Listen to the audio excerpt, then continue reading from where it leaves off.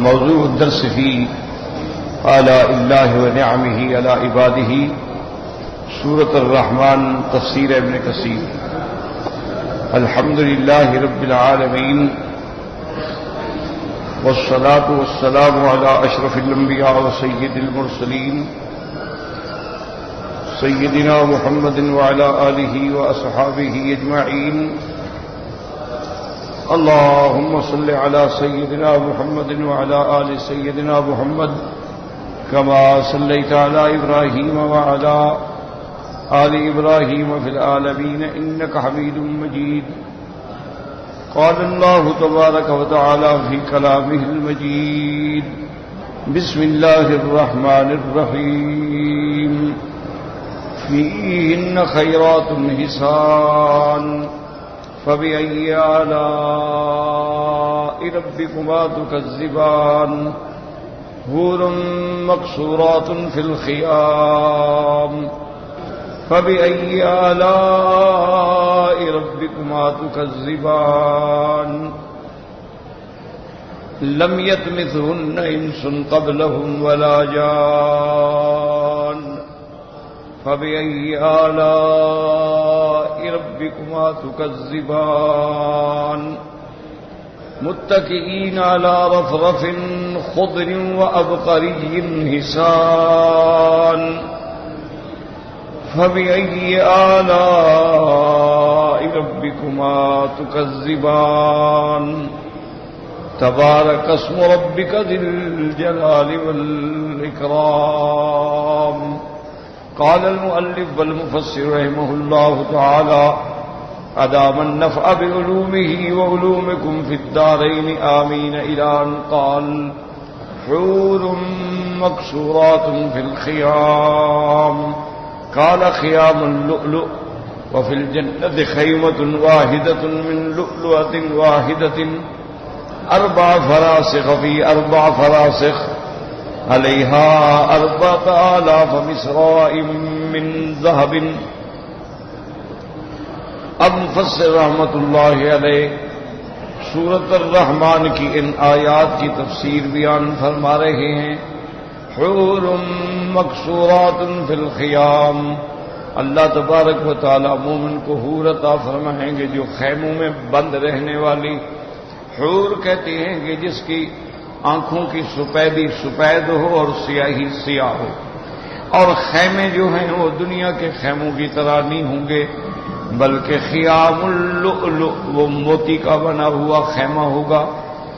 مفسر فرماتے ہیں: وفی الجنت خیمۃ واحدۃ من لؤلؤۃ واحدہ. ایک ہی موتی اتنا بڑا ہوگا کہ اس کا خیمہ بنا ہوگا، اور وہ خیمہ اتنا بڑا ہوگا 4 فراسخ فی 4 فراسخ، یعنی 4 ضرب 4 میل، میٹر نہیں، فراسخ میل، اتنا بڑا وہ خیمہ ہوگا. علیہا 4000 مصراع من ذهب. اور اس پہ جو گیٹ نما بنے ہوں گے وہ سونے کے بنے ہوں گے. وقال عبداللہ بن وهب اخبرنا عمرو ان دراجا ابا السمح حدثه ان بالهيثم عن ابي سعيد عن النبي صلى الله عليه وسلم قال: ادنى اهل الجنه منزله الذي له 80,000 خادم و72 زوجة وتنصب له قبة من لؤلؤ وزبرجد وياقوت كما بين الجابية والصنعاء. ورواه الترمذي من حديث عمرو بن الحارث. اب مفسر رحمت اللہ علیہ فرماتے ہیں عبداللہ ابن وہب نے اس سند کے ساتھ ابی سعید سے روایت کی ہے عن النبی صلی اللہ علیہ وسلم. حضور صلی اللہ علیہ وسلم نے فرمایا: ادنا اہل الجنت منزلۃ. جو سب سے ادنا درجے کا مسلمان جنت میں جائے گا اس کے بھی اللہ تعالی نے 80,000 خادم 80,000 اس کا خادم ہوگا. و72 زوجة. اللہ تبارک و تعالی اس کو 72 بیویاں عطا فرمائیں گے. وتنصب له قبة من لؤلؤ. اور اس کے لیے خیمے لگائے جائیں گے موتی زبرجد اور یاقوت کے. اور وہ خیمے اتنے بڑے ہوں گے جیسے جابیہ سے صنعاء کا فاصلہ ہے. ورواه الترمذي من حديث عمرو بن الحارث به. وقوله تعالى لم يطمثهن انس قبلهم ولا جان قد تقدم مثله سواء الا انه زاد في وصف الاوائل بقوله كأنهن الياقوت والمرجان فبأي آلاء ربكما تكذبان. اب مفسر فرماتے ہیں کہ اور ساری چیزیں اسی طرح ہیں، لیکن پہلی جو صفتیں گزر چکی ہیں اس کے اندر اللہ تبارک و تعالی نے ان کی صفتوں میں یہ اضافہ فرمایا تھا کہ كأنهن الياقوت والمرجان. لیکن اس جنت کے اندر جو حوریں ہیں ان کے بارے میں یہ الفاظ نہیں آئے. وقوله تعالى متكئين على رفرف خضر وأبكري حسان. قال علي بن أبي طلحة عن ابن عباس الرفرف المحابس. وقضى قال مجاهد وإكرمة والحسن وقتادة والضحاك وغيرهم هي المحابس. وقال العلاء بن زيد الرفرف على السرير كهيئة المحابس المتدلى. اب مفسر رحمۃ اللہ علیہ فرماتی ہیں، اللہ فرماتی ہیں کہ مومن قیامت میں رفرف پہ بیٹھے ہوں گے، اور رفرف ایسے ہوگی جیسے اس کے اوپر مچھردانی تان دی جاتی ہے چاہے اس کے اندر، یعنی وہ بند بیٹھے ہوں. اسی طرح انہوں نے فرمایا کہ الرفرف علی السریر، وہ رفرف جو ہے اس کے پلنگ کے اوپر ہوگی، کہیت المحابس المتدلہ، جیسے اس کے اوپر ایک گھر بنا دیا گیا ہو. وقال عاصم الجحدری متکئین علی رفرف خضر یعنی الوسائد. حضرت جحدری فرماتی ہیں کہ رفرف سے مراد یہ ہے کہ وہ سرانے جو ہوں گے جن پہ وہ ٹیک لگا کے بیٹھے ہوں گے. وهو قول الحسن البصری فی روایت عنہ.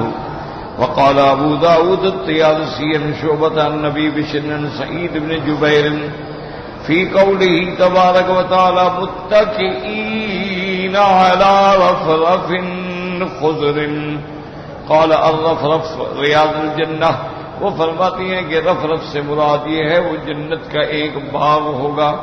وقوله تبارک و تعالی وابقری حسان. قال ابن عباس وقتادہ والضحاک والسدی الابکری والزرابی. یعنی ابکری کہتے ہیں جو بہت زیادہ خوبصورت اور قیمتی کپڑا ہو. وقال سعید بن جبیر نے ہی ایتاق الزرابی یعنی جیادہا، یعنی جو اس سے جیاد یعنی اجود سے جو سب سے اچھا. وقال مجاہد الابکری الدیباج. وہ فرماتے ہیں ابکری بھی ریشم کی ایک قسم ہے. وسئل الحسن البصری عن قوله تعالی وابقری حسان. وقال يغسط اهل الجنة لا ابا لكم فاطلبوها. حضرت حسن بصری رحمت اللہ علیہ سے کسی نے پوچھا کہ سورۃ الرحمن میں جو آتا ہے وہ ابکری حسان، اس سے کیا مراد ہے؟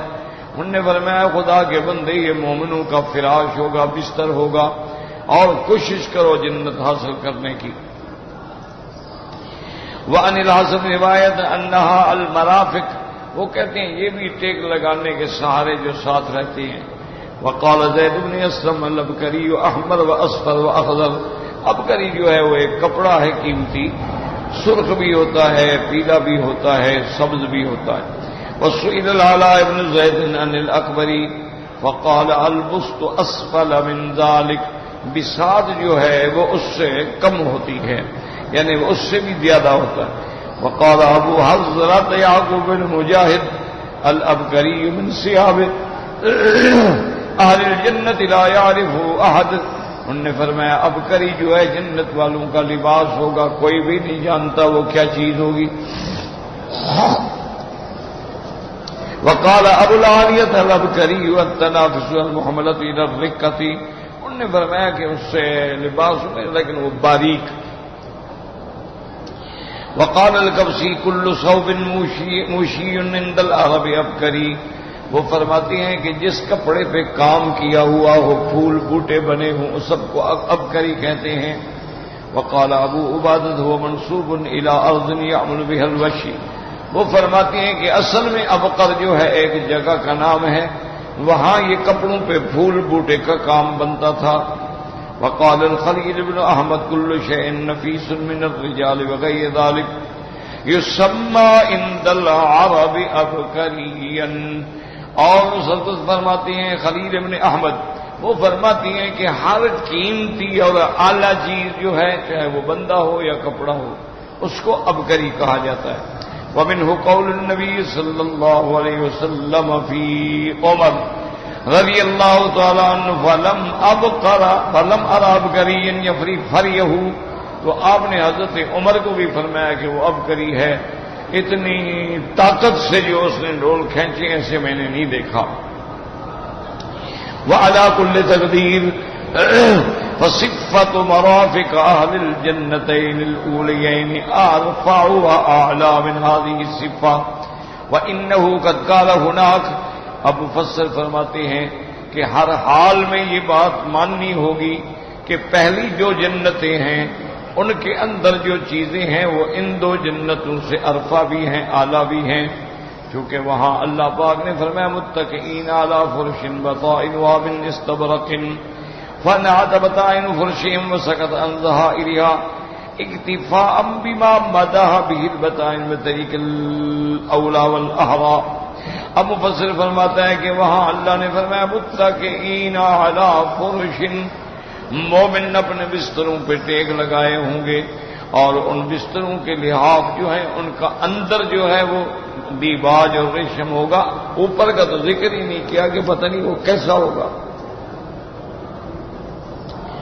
وتمام الخاتمة انه قال بعض الصفات المتقدمة هل جزاء الاحسان الا الاحسان، فوصف اهلها بالاحسان وهو اعلى المراتب والنهايات كما في حديث جبرائيل عليه السلام۔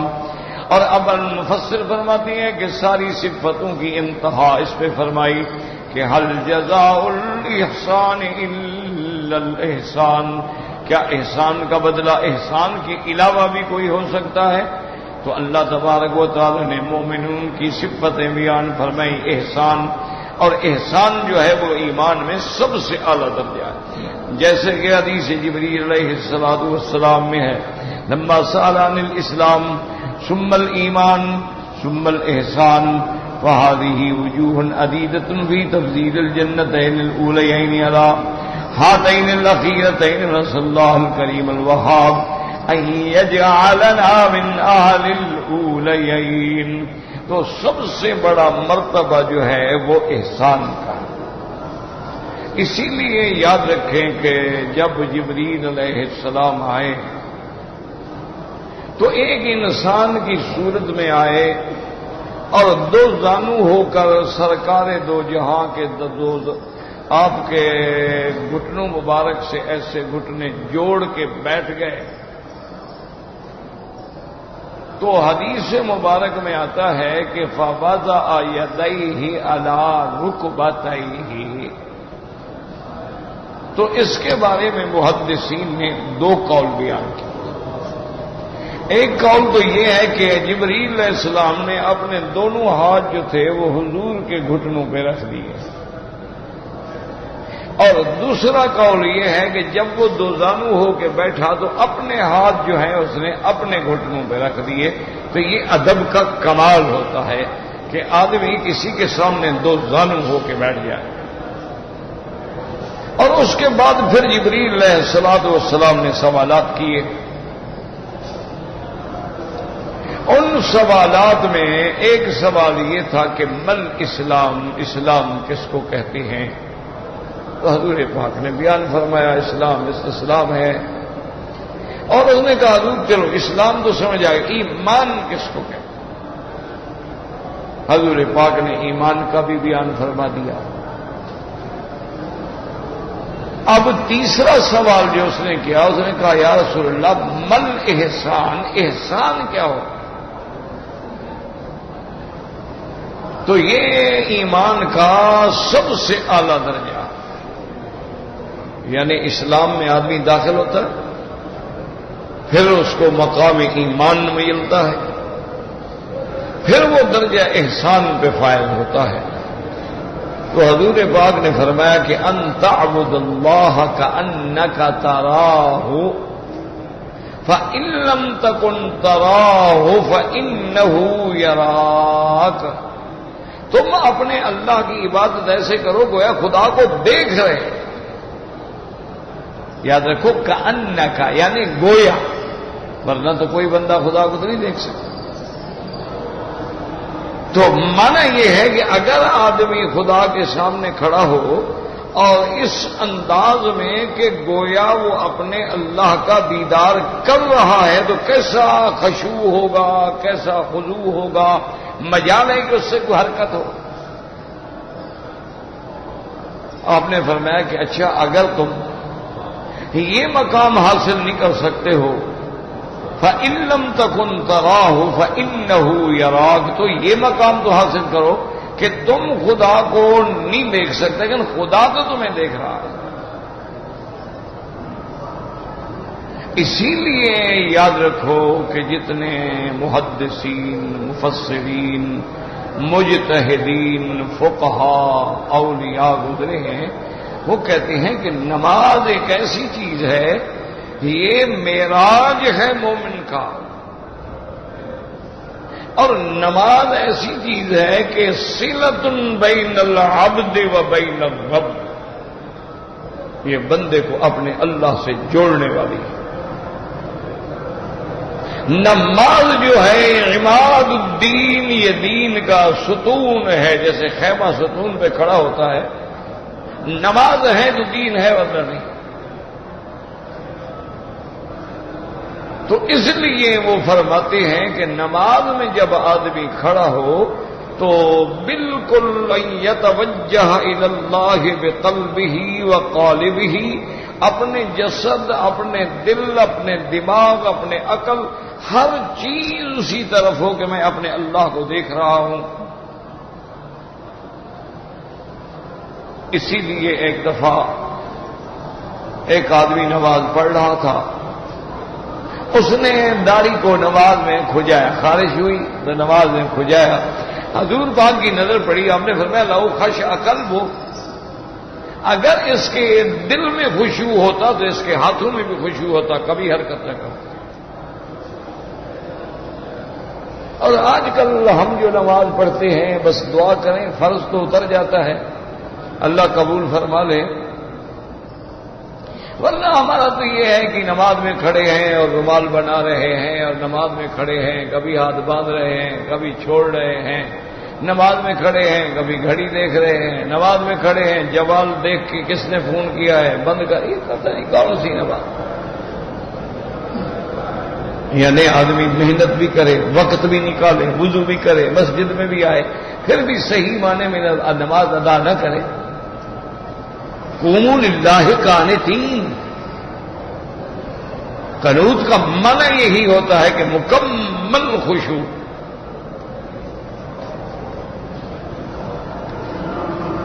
تو احسان کا درجہ یہ ہے، اب یاد رکھو کہ یہ مقام آدمی کو باتوں سے نہیں ملتے، یہ مقام آدمی کو کتابوں سے نہیں ملتے ہیں، اس کے لیے محنت کرنی پڑتی۔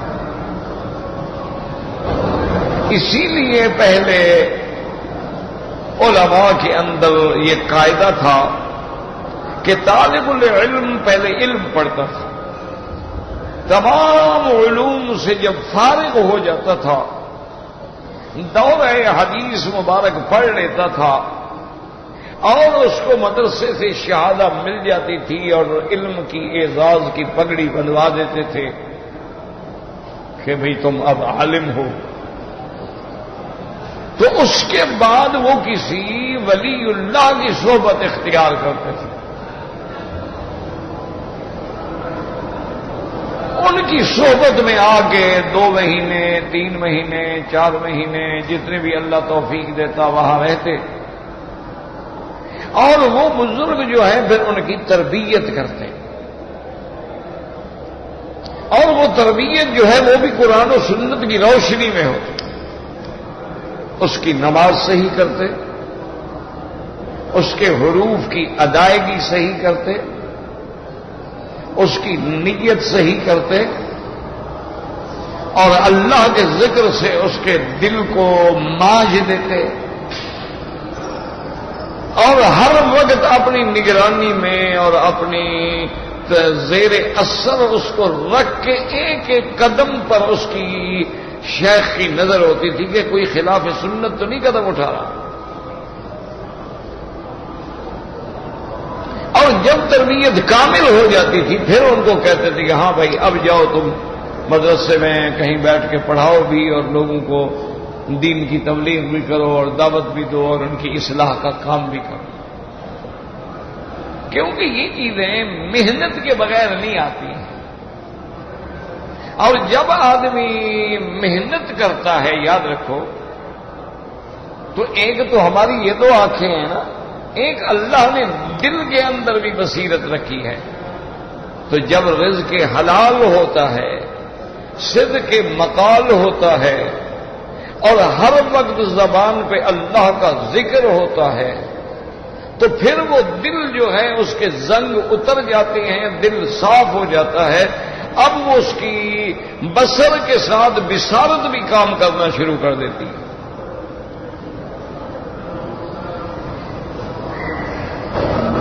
اچھا، یہ محنت سے ہوتی ہے چیز، اصل اتباع سنت ہے۔ یاد رکھو، اصل ولایت کیا ہے؟ اتباع سنت، کہ آدمی حضور صلی اللہ علیہ وسلم کی سنت کا غلام ہو، کوئی قدم سنت کے بغیر نہ اٹھے۔ یہ محنت تو بعض اوقات جو ہندو ہیں، جوگی ہیں، وہ بھی ریاضت کر کے، محنت کر کے وہ بھی یہ مقام حاصل کر لیتے ہیں۔ وہ کافی پرانی بات ہے، تقریباً 100 سال کے قریب ہوگی یا 70-80 سال کے، کہ ایک ہندو تھا وہ، لیکن وہ بڑا یعنی اپنے گیان دھیان میں بڑا پہنچا ہوا تھا۔ وہ دین پور شریف ایک چھوٹی سی جگہ ہے جہاں حضرت خلیفہ غلام محمد دین پوری رحمت اللہ علیہ رہتے تھے، اور جو الحمدللہ ولی من اولیاء اللہ بھی تھے اور مجاہد بھی تھے، جنہوں نے کافی انگریز کے خلاف جنگ لڑی، اور وہ اتنا بڑے ماشاءاللہ بزرگ تھے کہ جہاں حضرت تھانوی رحمۃ اللہ علیہ اور حضرت مدنی رحمۃ اللہ علیہ اور حضرت لاہوری رحمۃ اللہ علیہ اور حضرت روٹی، یہ بڑے بڑے لوگ وہاں جاتے تھے۔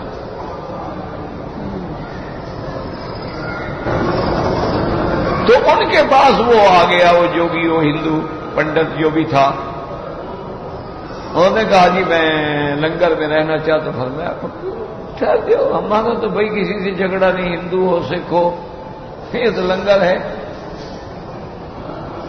وہ رہ گیا اور جو لنگر میں ملتا کھا لیتا۔ 3 دن گزارنے کے بعد دیکھا کہ آج خلیفہ صاحب اکیلا بیٹھے ہیں،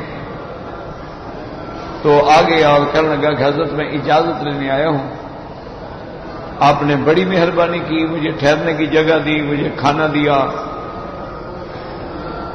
تو اب میں جا رہا ہوں، اجازت لینے آئے ہیں۔ حضرت نے فرمایا تم کیوں آئے تھے اور کیوں جا رہے ہو، کوئی وجہ تھی؟ انہوں نے کہا خلیفہ صاحب نہ پوچھو، میں اصل میں اسلام کا راستہ ڈھونڈ رہا ہوں اور کسی اللہ والے کی تلاش میں ہوں، اور میری بدقسمتی ہے یا حالات یہ ہیں کہ مجھے کوئی اللہ والا ملتا ہی نہیں۔ اس نے پھر شروع کیا، میں فلاں جگہ گیا، فلاں گیا، فلاں گیا۔ اس نے کہا جب میں مراقبہ کرتا ہوں اور اس بزرگ کے دل پہ نظر ڈالتا ہوں تو ان کے تو دل اپنے سیاہ ہیں، جن کے اپنے دل سیاہ ہوں گے وہ میری کیا ہدایت کریں۔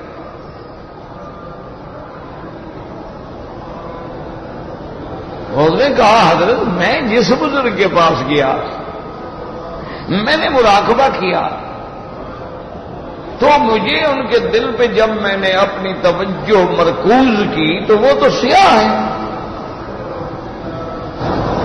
تو جب دل سیاہ ہے ان کے تو میرے دل کی صفائی وہ کیسے کر دیں گے؟ پہلے اپنا دل تو صاف کریں۔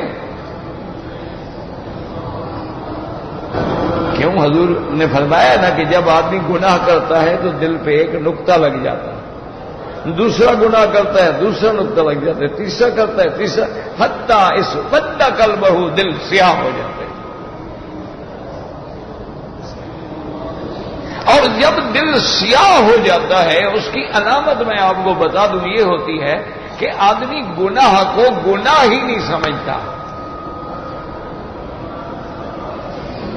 اب دیکھیں نا، مثلا ایک آدمی نمازی ہے، اس کی ایک نماز نہیں جماعت چھوٹ جائے، وہ کہتا ہے یار میری جماعت، کوئی اور بندہ ہے بھائی، کوئی اور بندہ ہے یار جماعت کر لے، میری جماعت چلی گئی۔ نماز قضا ہو جائے حالانکہ سو گیا، اس کو پتا ہے کہ اگر آدمی سو گیا ہے تو کوئی گناہ نہیں ہے اس پہ، لیکن رو رہا ہے کہ یا اللہ مجھ سے کون سا گناہ ہو گیا کہ میں رات سوتا رہا اور میری نماز چلی گئی، چین نہیں آتا اس کو۔ اور دوسرے ان بندوں پہ نظر ڈالو کہ اذانیں ہو رہی ہیں، نمازیں ہو رہی ہیں، وہ سگریٹ پی رہے ہیں، اور تھوڑا سا اگر پکڑنے والوں کا ڈر ہے تو شٹر گرا کے اندر بیٹھ جاتے ہیں یا کہیں کسی کے گھر میں چلے جاتے ہیں، پرواہ ہی نہیں، 5 نمازیں گزر گئی اس کے کان پہ جوں بھی نہیں لوں گی، تو سمجھ لو کہ دل سیاہ ہو گیا، اس کو کوئی اثر ہی نہیں ہوا کہ میری نمازیں چلی گئی۔ میں مسلمان ہوں، میں کلمہ پڑھتا ہوں، میں بلد اللہ الامین میں رہتا ہوں، میں مکہ پاک میں رہتا ہوں، میں مدینہ منورہ میں رہتا ہوں، کوئی اگر کبھی آ بھی گیا پڑھنے کے لیے تو بس ٹکرے ماری اور بھاگ گیا، اور ساری رات فلم پہ بیٹھے رہیں گے، مجالے کے پلک جھپک جائے، سمجھ لو کہ دل سیاہ ہو۔ اچھا، اور یہ بھی یاد رکھو کہ دلوں کو صاف کیسے کرنا ہے؟ دلوں کو صاف کرنے کا طریقہ اللہ کا ذکر ہے، کہ جب انسان اللہ کا ذکر کرتا ہے، نماز پڑھتا ہے، قرآن پڑھتا ہے، تسبیح کہتا ہے، تحمید کہتا ہے، تکبیر کہتا ہے، تحلیل کہتا ہے، تو اب شیطان بھاگتا ہے، اور جب انسان غافل ہوتا ہے شیطان آگے دل پہ ڈیرا لگا رہتا ہے۔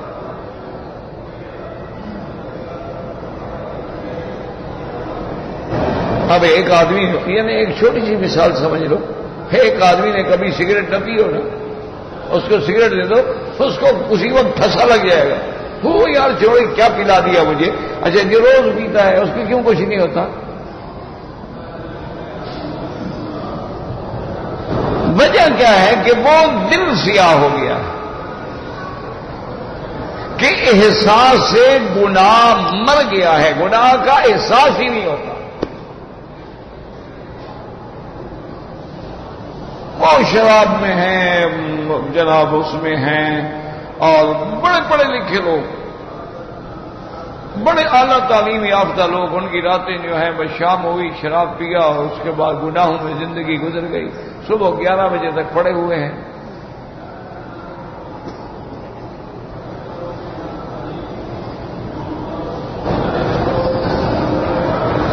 تو حضرت مسکرائے اور فرمایا کہ بھائی فقیر کے دل پر بھی نظر کرو۔ خود نے کہا حضرت میں نے کیا ہے، میں بتاتا تو نہیں ہوں لیکن میں کرتا رہتا ہوں۔ فرمایا کیا دیکھا؟ کہا حضور یہ ہے کہ یہ تو میں بات مانتا ہوں کہ آج تک جتنے میں بزرگوں کے پاس گیا ان سب سے آپ کا دل بہتر ہے، لیکن اس میں بھی ایک نقطہ ہے سیاہ، پورا صاف نہیں ہے۔ تو حضرت نے فرمایا کہ بھائی تم کو یہ مقام کیسے ملا کہ دل دیکھ لیتے ہو؟ ہمیں تو بندے کے ظاہری عمل کا بھی پتہ نہیں لگتا، تم دلوں کو بھی جھانک لیتے ہو، اس مقام پہ کیسے پہنچے؟ اس نے کہا حضرت بس اپنے نفس کی مخالفت سے پہنچا ہوں کہ جو نفس نے مانگا میں نے نہیں دیا، نفس نے خواہش کی کہ آج رات پوری سونا ہے، میں نے کہا بالکل نہیں سونا، میں نے کہا چلو چیختے رہو میں بھی بیٹھا ہوں نہیں سنوں۔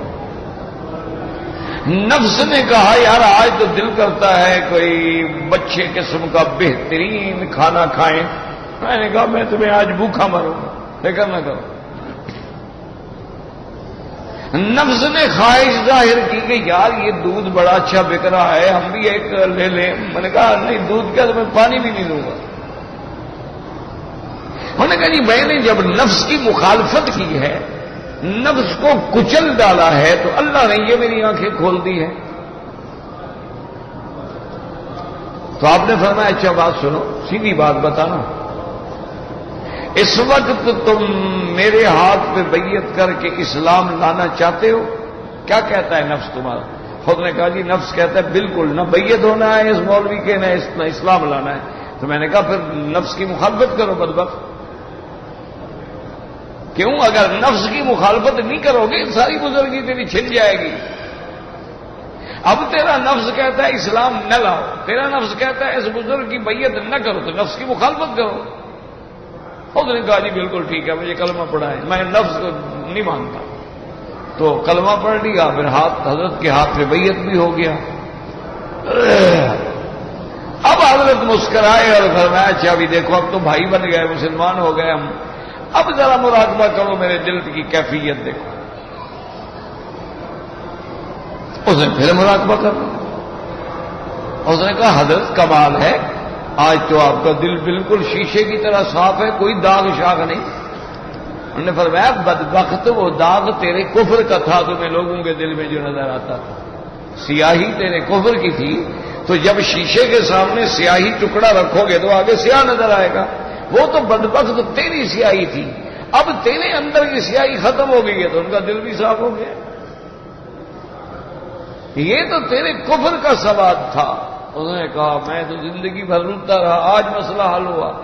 اس کا مطلب تو یہ ہے کہ وہ بزرگ بھی بیچارے ٹھیک تھے، میں ان سب کو خراب سمجھتا رہا۔ اصل خرابی تو میرے اندر تھی نا، کہ جو میرے اندر ہوگا شیشہ وہی دکھلائے گا نا، ایک اصولی بات۔ اب شیشے کے سامنے اگر آپ یہ عینک رکھیں گے تو اس کو سفید تو نہیں دکھلائے گا۔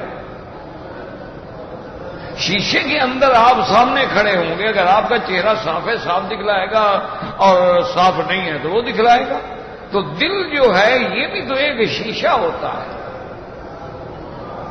اسی لیے اب دیکھیں مثنوی روم جو ہے، مولانا روم رحمت اللہ علیہ، تو کتنا بڑا آدمی تھا، کتنا بڑا علم تھا، کتنا بڑا فضل تھا کہ اس کی کتابوں کو باقاعدہ درسی طور پہ پڑھایا جاتا ہے مثنوی کو، ہر آدمی سمجھ ہی نہیں سکتا۔ لیکن وہ خود یہ کہتے ہیں کہ مولوی ہرگز نشد مولا روم تا غلام شمس تبریزی نشد۔ کہتے ہیں مولوی مولا روم نہیں بن سکتا جب تک شمس تبریزی کی غلامی نہ کرے گا، یعنی جب کسی بزرگ کے دروازے پہ جائے گا تب یہ چیزیں آ سکتی۔ لیکن یاد رکھو بزرگ وہ ہوگا جو متبع سنت محمد مصطفیٰ، اگر وہ حضور کی سنت کا متبع نہیں ہے تو ہمیں دریا پہ چل کے دکھا دے، انگاروں پہ چل کے دکھا دے، ہواؤں میں اڑ کے دکھا دے، سمجھ لو شیطان ہے یا دجال، وہ ولی اللہ نہیں۔ بڑے بڑے لوگ بیٹھے ہوتے ہیں، ماہر نجوم ہوتے ہیں، علم جفر کے ماہر ہوتے ہیں، علم اعداد کے ماہر ہوتے ہیں، پامسٹ ہوتے ہیں۔ اب دیکھیں مولانا مودودی کتنا بڑا آدمی تھا، بہت پڑھا لکھا آدمی تھا، بڑا ان کا ایک مقام تھا، اب بھی ہے۔ ٹھیک ہے کسی کا اختلاف ہو الگ بات ہے، اختلاف تو ہوتے ہیں۔ تو وہ لاہور میں ایک بہت بڑا مشہور پامسٹ ہوتا تھا، ایم اسلم یا ایسے کوئی نام تھا، اللہ عالم۔ اس نے بڑی مشقت سے اور بڑے طریقے سے مولوی صاحب کو گھیرا کہ مولوی ہاتھ دکھائے۔ مولوی کیسے ہاتھ دکھائے؟ بھئی ہم ان چیزوں کے قائل ہی نہیں، عقیدہ ہی نہیں، مانتے ہی نہیں، ہاتھ دکھانے کا کیا معنی؟ بہرحال اس نے کسی طرح راضی کر دیا۔ اب جو ہاتھ دیکھا تو اس نے تو مودودی صاحب کی زندگی کا خلاصہ ان کے سامنے رکھ دیا، وہ باتیں بھی رکھ دی جو کوئی نہیں جانتا تھا۔ مودودی صاحب نے اخبار میں باقاعدہ کہا تھا کہ کسی اچھے پابلسٹ کو ہاتھ دکھانے کا معنی یہ ہے کہ اس کے سامنے آدمی اپنے آپ کو اوریاں کر دے، اس لیے ان کو ہاتھ نہ دکھایا کرو۔ تو ہم تو ان کو کفر سمجھتے ہیں، لیکن یہ علم تو ہے نا بھائی۔ اب دیکھو نا، ناچنا علم تو ہے نا، تمہیں آتا ہے، تم ناچ سکتے ہو، پہلے سیکھنا پڑے گا نا، علم تو ہے نا۔ یہ کون سا ناچ ہے، یہ کون سا ڈانس ہے، یہ کتھک ہے، یہ پاپ ہے، یہ ڈسکو ہے، یہ کون سی چیز ہے؟ ہم تو سب پڑھتے ہیں نا، کوئی ٹکر جائے ڈانس والا تو جواب کیسے دیں گے؟ یہ کون سا سر ہے، یہ کون سی راگنی ہے، اور اس راگ کا کون سا وقت ہے، بھیروی کا کون سا وقت ہے؟ تو یہ علم تو ہے نا، لیکن شیطانی علم ہے، یاد رکھو، علم ہے لیکن شیطانی علم۔ موسیقی ہے، گانا ہے، علم تو ہے لیکن شیطانی علم۔ یہ جو کہتے ہیں نا موسیقی روح کی غذا ہوتی ہے، وہ شاید کافروں کی ہوگی۔ مومن کی روح کی غذا جو ہے وہ اللہ کا ذکر اور اللہ کا قرآن ہوتا ہے۔ اسی طرح علم جفر علم تو ہے، نجوم علم تو ہے۔ ابراہیم علیہ السلام کی ساری قوم جو تھی وہ اسی نجوم پرستی میں، کوکب پرستی میں تو پڑی ہوئی تھی۔ وہ سورج کے پجاری ہیں، آج بھی سورج کے پجاری ہیں، آج بھی ستاروں کے پجاری ہیں، آج بھی وہ لوگ ہیں، باقاعدہ اخباروں میں دیکھو صفحہ چھپتا ہے کہ تمہارا ستارہ کون سا ہے، اور آج برج اقرب ہے، سرطان ہے، سنبلہ ہے، میزان ہے، کون سا ہے، دلو ہے، کون سا ہے۔ تو علم تو ہے نا، لیکن یہ علوم شیطانی ہیں۔ اللہ تعالی ان سے انبیاء کو اور انبیاء کے ورثاء علماء کو محفوظ رکھتے ہیں، وہ ان کے قریب بھی نہیں جاتے، ورنہ علم تو ہے۔ اسی لیے میرے مدنی پاک نے رحمت دو جہاں نے سرکار دو عالم نے فرما دیا، من اتا عرافا او کاہنا فصدقہ، کوئی آدمی اگر اس کاہن کے پاس، نجومی کے پاس، عراف کے پاس گیا اور اس نے جو حالات بتائے اس کی تصدیق کی، فقد کفر بما انزل علی محمد، اس نے کفر کیا اس قرآن کا جو اللہ نے محمد مصطفیٰ پہ نازل کیا ہے۔ جب اللہ نے فرمایا کہ غیب کوئی نہیں جانتا، بس ٹھیک ہے، نہیں جانتا، ان کے اندازے ہیں، کبھی صحیح ہو گئے کبھی غلط ہو گئے، لیکن علم تو ہے نا۔ تو یاد رکھیں، درجہ احسان کے لیے پھر میرا بھائی صرف زبانی کلامی بات نہیں ہوگی، پھر چکی پیسنی پڑتی ہے، پھر محنت کرنی پڑتی ہے، پھر نمازیں، تلاوت قرآن، اللہ کے ذکر کی ضربوں سے دل کو ٹھیک کرنا پڑتا ہے، پھر غیر سے تعلق توڑنا پڑتا ہے اور ایک سے تعلق جوڑنا پڑتا ہے، پھر سارے جہان سے نا امیدی اور ایک اللہ سے امید، سارے جہان سے بے توجہی اور ایک اللہ کی طرف توجہ، پھر وہ مقام احسان نصیب ہوتا ہے۔ تو اس لیے تو جب وہ مقام نصیب ہو گیا، اللہ نے فرمایا پھر بدلہ یہ ہے کہ میں بھی تو احسان کروں گا نا، الجزاء الاحسان الا الاحسان۔ اب فرماتے ہیں ثم قال تبارک اسم ربک ذی الجلال والاکرام ای هو اہل ان یجل فلا یؤصى، وہ ذات ایسی ہے جس کی ہر حال میں تعظیم کی جائے، کبھی نافرمانی نہ کی جائے۔ وَأَن يُكْرَمَ فَيُعْبَدْ، اللہ تعالیٰ کی تکریم کا نتیجہ یہ ہے اس کی عبادت کی جائے۔ وَيَشْكُرَ فَلَا يَكْفُرْ، اس کا شکر کرے کبھی کفر نہ کرے۔ وَأَن يَذْكُرَ فَلَا يَنْسَى، ہر وقت اللہ کو یاد کرے اور کبھی بھول نہ جائے۔ وقال ابن عباس ذی الجلال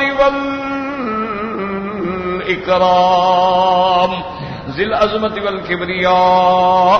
وقال الامام احمد حدثنا موسى بن داود قال حدثنا عبد الرحمن بن ثابت بن ثوبان عن نمير بن هاني أن بالأذراء أن بالدرداء رضي الله تعالى عنه قال قال رسول الله صلى الله عليه وسلم اجل الله يغفر لكم.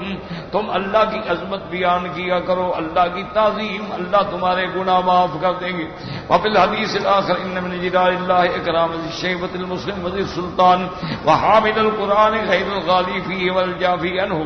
اللہ تبارک و تعالی جب مسلمان بوڑھا ہو جاتا ہے، اس کی داڑھی سفید ہو جاتی ہے، اللہ اس کی عزت فرماتے ہیں. اسی طرح جس کو اللہ سلطنت دیتے ہیں، حکم دیتے ہیں، اس کی عزت فرماتے ہیں. اسی طرح جو حامل قرآن ہے، قرآن کا حافظ ہے، قرآن کا قاری ہے، قرآن کا مفسر ہے، قرآن پڑھانے والا، اللہ تبارک و تعالی اس کی بھی عزت فرماتے ہیں. لیکن ایسا نہ ہو جو غلو کرے، اور ایسا نہ ہو جو بالکل زیادہ حق سے دور ہٹ جائے. اللہ کے قرآن کی تفسیر قرآن کرے گا یا فرمان محمد مصطفیٰ کرے گا یا اصحابہ رسول فرمائیں گے. وقال الحافظ ابو يعلى حدثنا ابو يوسف الحربي قال حدثنا محمد بن اسماعيل قال حدثنا حماد قال حدثنا حميد الطويل ان انس رضی اللہ تعالی عنہ ان رسول قال العزو بیاد الجلال بالاکرام. وقضى رواه الترمذي عن محمود بن غیلان عن مؤمل بن اسماعیل عن حماد بن سند بن ثم قال غلط المؤمل فيه وغريب ليس بمحفوظ وانما يروى هذا عن حماد بن سلمة عن عبيد بن النبي صلی اللہ علیہ وسلم. حضور پاک نے فرمایا کہ العزو پناہ پکڑو یا ذل جلال والاکرام. تو جو آدمی اس نام سے اللہ کو پکارتا ہے، اللہ کی پناہ میں آ جاتا ہے، اللہ کی حفظ میں آ جاتا ہے، اللہ تعالیٰ اس کی مصیبتیں حل فرما دیتے ہیں. وقد قال الامام احمد حدثنا ابراہیم بن اسحاق قال حدثنا عبد الله بن المبارك ان يحيى بن حسان المقدسي عن ربيعة بن عامر قال سمعت رسول الله صلى الله عليه وسلم يقول العزو بذي الجلال والاكرام. رواه النسائي من حديث عبد الله بن باربي. وقال الجوهري الذ فلان بفلان. العزو کا کیا معنی؟ کہتا ہے جیسے علماء لغت میں سے جوہری فرماتے ہیں الذ کا معنی لازمہ، جیسے ہم کہتے ہیں کہ فلان فلاں کو الذ معنی اس کا بالکل ساتھ پکڑ لیا. تم بھی اللہ کے نام کا ساتھ پکڑ لو، چلتے پھرتے ہر وقت زبان پہ اللہ کا نام ہو. وقول ابن مسعود العزو بیاد الجلال والاکرام الزموا. یقال الالزاز هو الالحاح. اور بعض علماء کہتے ہیں العزو کا معنی ہے کہ عاجزی سے رو رو کے اپنے رب کو پکارو. قلت وکلاہما قریب من اللہ واللہ اعلم وهو المداومۃ واللزوم والالحاح. وفي صحيح مسلم وسنن عبد الله بن حسن عائشہ قالت كان رسول الله صلى الله عليه وسلم اذا سلم لا يقعد يعني بعد الصلاة الا بقدر ما يقول اللهم انت السلام ومنك السلام تبارکت یا ذا الجلال والاکرام. آخر تفسیر سورۃ الرحمن وللہ الحمد والمنہ. الحمدللہ سورۃ الرحمن اللہ تبارک و تعالی نے ہمیں پڑھنا نصیب فرمایا اور اس کی رحمت سے انشاءاللہ اب سورۃ الواقعہ کا درس ہوگا برحمت اللہ وفضلہ ومنہ وعطائہ. تو یاد رکھیں کہ اللہ کے قرآن کو جو آپ نے پڑھا ہے اس کو گھر میں بھی بار بار پڑھا کریں اور اردو کے ترجمے دیکھ لیا کریں. آپ کی جو بھی زبان ہے ہر زبان میں الحمدللہ ترجمے موجود ہیں تو اس کو بار بار پڑھا کریں. تو یہ ایک صورت نہیں ہوتی، جب ایک صورت کے الفاظ پہ آپ اپنا دل و دماغ لگا دیں گے نا تو پھر آگے قرآن پڑھنا آسان ہو جاتا ہے. یہ قاعدہ ہے. اسی لیے مدارس کے اندر تفسیر جلالین کا صرف ایک پارہ پڑھاتے ہیں، تفسیر بیضاوی کا ایک پارہ پڑھاتے ہیں. اس کی وجہ کیا ہوتی ہے کہ وہ پہلے ان کو اصول تفسیر پڑھا دیتے ہیں، پھر ان کو مصطلحات الحدیث پہلے وہ پڑھ چکے ہوتے ہیں. اصول تفسیر کے بعد پھر ان کو وہ خلاصہ بنا دیتے ہیں. اس کے بعد ان کو پھر ایک ایک لفظ پہ ہر قسم کی بحث سے گزارتے ہیں، قواعد کے اعتبار سے، صرف کے اعتبار سے، نحو کے اعتبار سے، مشکلات الفاظ کے اعتبار سے، حل اللغات کے اعتبار سے، پھر وہ ترجمہ جو صحابہ نے فرمایا ہے، پھر اس کا سلیس مفہوم اس کے دماغ میں ڈالتے ہیں، تو اس کا نتیجہ یہ ہوتا ہے کہ ایک پارہ پڑھنے کے بعد اللہ کی رحمت سے سارا قرآن آسان ہو جائے، کیوں لفظ تو وہی آئیں گے نا بار بار۔ آپ نے یعلمون کا معنی سمجھ لیا تو جہاں بھی یعلمون آئے گا سمجھ جائیں گے نا۔ آپ نے اگر تعلمون کا معنی سمجھ لیا، جہاں بھی تعلمون آئے گا تو اب یعلمون اور تعلمون میں آپ کو فرق سمجھ آ جائے گا۔ تو بہرحال یہ اللہ کی عنایت سے ہوا ہے، اس کے بغیر تو کچھ بھی نہیں ہو سکتا۔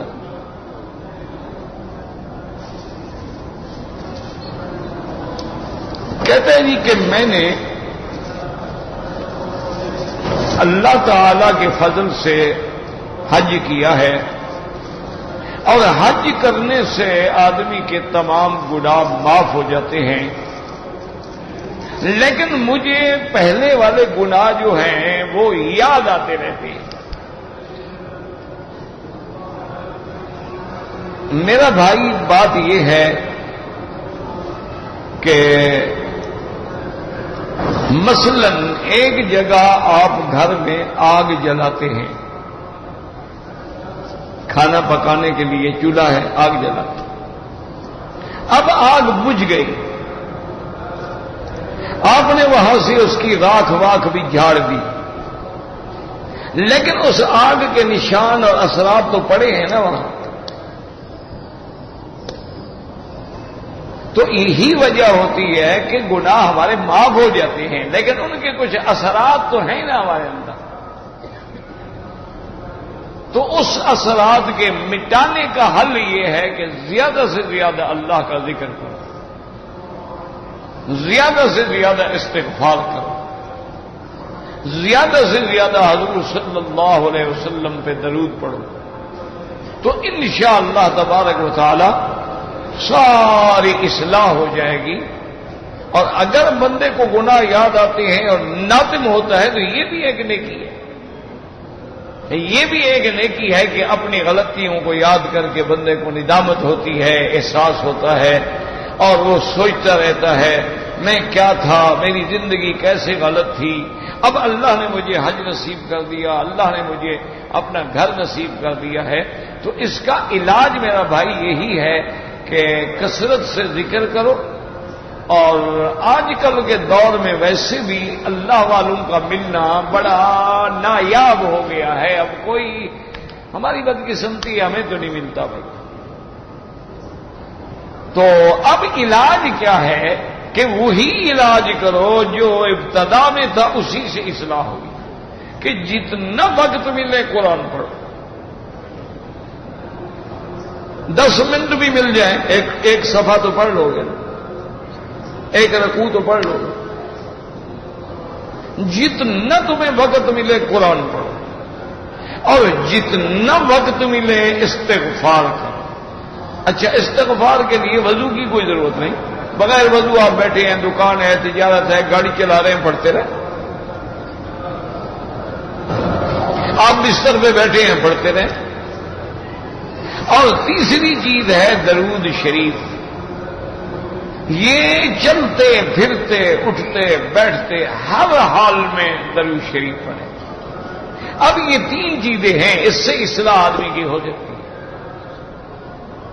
سب سے پہلے اللہ کا قرآن، استغفار، اور حضور صلی اللہ علیہ وسلم پر درود، ان 3 چیزوں کو وظیفہ بنا لو تو انشاءاللہ تبارک و تعالی بیڑا پار ہے۔ اللہ تبارک و تعالی کامیابی عطا فرما دیتے ہیں۔ اچھا، انسان کے سارے ہم غم پریشانیاں جو ہیں وہ بھی دل جاتی ہیں۔ اچھا، انسان کے رزق میں تنگی ہو وہ بھی ختم ہو جاتی ہے۔ استغفار کی شان ہی ایسی ہے کہ آپ تجربہ کریں نا ذرا، 1 مہینے کے لیے تجربہ کریں کہ روزانہ کم از کم 2000 دفعہ استغفار پڑھو، 1000 دفعہ درود شریف پڑھو، دیکھو کیسے اللہ رزق کے دروازے کھولتے ہیں، کیسے قرضے اترتے ہیں، کیسے تنگی مٹ جاتی ہے۔ بس ہمت ہونی چاہیے. اصل نہیں ہے کہ ہمارے ہاں ہمت ہی نہیں رہی. میرے استاد تھے، میرے شیخ تھے، بڑھاپا تھا. یعنی آپ اندازہ کریں، بڑھاپا، پھر بیماریاں، اور اس کے باوجود وہ جناب صبح نماز پڑھ کے 10 پارے قرآن پاک کی منزل تھی. 10 پارے، اور ایک دن رات میں 1,00,000 درود شریف پڑھتے تھے، اور ایک دن رات میں 1,00,000 کلمہ طیبہ کا ورد فرماتے تھے. اور پھر سارے شاگردوں کو بھی پڑھاتے تھے، مہمانوں کو بھی ملتے تھے، ان کو کھانا بھی کھلاتے تھے، ان کے حال احوال بھی کرتے تھے. یہ کیسے ہو جاتا تھا؟ اللہ کی توفیق ہے، ہم تو سوچ ہی نہیں سکتے. یہ اللہ کی توفیق ہوتی ہے. میں نے پہلے بھی آپ کو بتایا تھا، میرے اپنے بزرگ تھے شیخ الیاس رحمت اللہ علیہ، تو روزانہ قرآن ختم کرتے تھے. میں خود نہیں مانتا تھا. میں نے کہا یہ بتائیں، ایسے کہتے ہیں بوڑھے آدمی ہیں، قرآن 30 پارے روز. تو ایک دن میں لے کے ان کو چلا گیا مینا. اس دور میں مینا میں ہوتے تھے قہوے شاوے. وہاں جا کے ہم نے چارپائی لی، بیٹھ گئے. حضرت گاڑی میں وہ 8 آنے 4 آنے لیتے تھے، خط چلتے تھے، اس میں ہم بیٹھ گئے. تو یہاں مکے سے مینا جاتے جاتے 8 پارے تو نے پڑھ لیے. پھر وہاں گئے، اب جناب قرآن شریف پڑھ رہے ہیں. پھر کھانا آیا، کھانا کھایا، میں سونے لگا تو وہ پڑھ رہے ہیں. اچھا میں سو گیا. 2 گھنٹے کے بعد میری آنکھ کھلی، دیکھا حضرت بیٹھے پڑھ رہے ہیں. پھر میں سو گیا. گھنٹے کے بعد میں پھر اٹھا، دیکھا پھر پڑھ رہے. میں نے کہا حضرت مہربانی کرو، آرام بھی تو کر لو. اور نے کہا بھائی مکی صاحب بات یہ ہے کہ کچھ اللہ کے ساتھ ایسا مسئلہ تعلق بن گیا ہے، جب تک قرآن ختم نہیں ہوگا نیند آتی نہیں. میں کیا کروں، میرے بس میں نہیں. وہ جناب صبح تک قرآن شریف پڑھتے رہے، اور صبح کی اذان ہوئی تو ان کا قرآن بھی ختم ہوا. پھر ہم نے نماز پڑھی، واپس آ گئے گھر میں، ناشتہ کیا، پھر وہ سو گئے. بوڑھے آدمی اور 30 سپارے روز قرآن. اب کہنا تو بڑا آسان ہے. ہمارے اپنے مدرسے میں استاد تھے قاری یاسین صاحب، اللہ ان کی مغفرت فرمائے. وہ رمضان المبارک میں عشاء کی نماز کے بعد کھڑے ہوتے تھے تراویح میں، اور ان کے سارے شاگرد اور بڑے بڑے حفاظ اور بڑے بڑے لوگ آتے تھے ان کا قرآن سننے کے لیے. ساری کا وقت ہوتا قرآن ختم. ایک رات میں پورا قرآن، اور ایک جگہ غلطی بھی نہیں لگی. یہ اللہ کا کرم ہے. تم اللہ کے ساتھ لو لگاؤ تو اللہ بھی اپنا بنائے نا. دیکھو نا، کسی کے پاس جاتے ہو، ملتے ہو تو تعلق بنتا ہے نا. تم تو اللہ کے پاس آنا ہی نہیں چاہتے تو تعلق کیسے بنے؟ تم تو ہر وقت اس کی مخالفت کر رہے ہو، ہر وقت اس کی نافرمانی کر رہے ہو، تو تعلق بنے کیسے؟ تعلق بناؤ. فرض نمازوں کی پابندی کرو، والدین کی فرما برداری کرو، قرآن کی تلاوت کرو، استغفار کی کثرت کرو، درود پاک کی مداومت کرو. انشاءاللہ دین و دنیا کی مشکلیں حل ہو جائیں گی. ربنا تقبل منا انك انت السميع العليم وتب علينا انك انت التواب الرحيم. اللهم فرج هم المهمومين، نفس كرب المكروبين، واقض الدين عن المدينين، واشفنا واشف مرضانا ومرضى المسلمين. اللهم انصر الاسلام والمسلمين، اللهم اعز الاسلام والمسلمين واحم حوزة الدين. اللهم انصر المجاهدين في كل مكان. اللهم اهلك اعداءك اعداء الدين. اللهم انزل عليهم بأسك الذي لا يرد عن القوم المجرمين. اللهم احفظ سائر بلاد المسلمين وهذا البلد الامين فاجعلها امنا مطمئنا سخاء رخاء الى يوم الدين برحمتك يا ارحم الراحمين. صلى الله تعالى على خير خلقه سيدنا محمد وعلى اله وصحبه اجمعين.